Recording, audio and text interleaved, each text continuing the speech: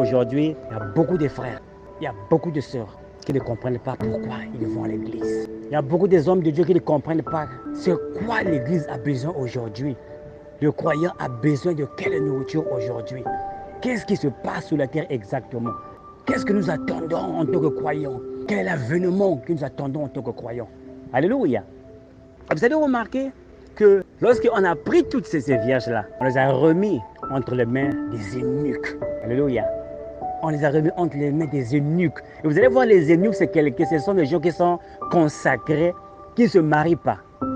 Et vous allez voir que les eunuques, comme a dit Jésus, d'autres le sont par la volonté des hommes, d'autres le sont par leur propre volonté, et d'autres le sont par la volonté de Dieu.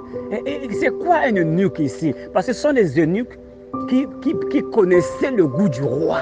Alléluia. C'est l'eunuque qui connaît le goût du roi.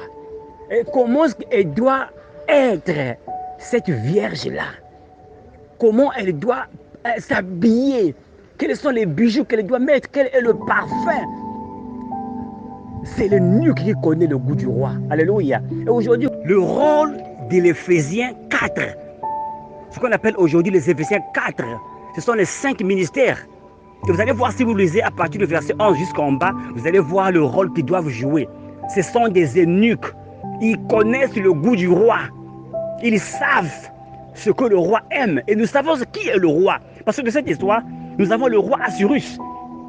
Aucune femme ne devait paraître devant le roi Assyrus si il n'était pas passé par la formation, bien aimé le Seigneur, des eunuques. Alléluia. Le roi était dans son palais. C'est la vierge qui devait être élue.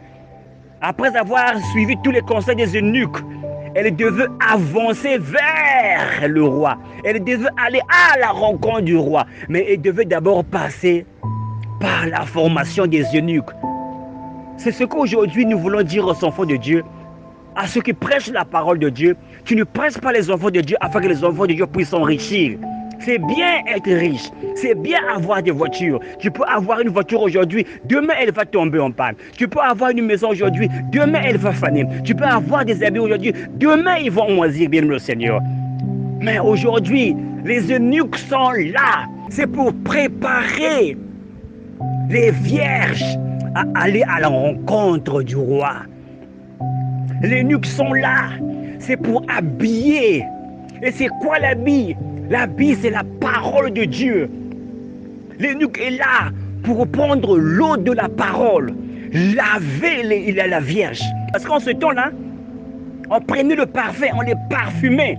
C'est comme un liquide. Aujourd'hui, c'est la parole que l'homme de Dieu prêche, qui rend la vierge présentable devant le roi, propre devant le roi. Alléluia. Et c'est le rôle aujourd'hui que jouent les Éphésiens 4.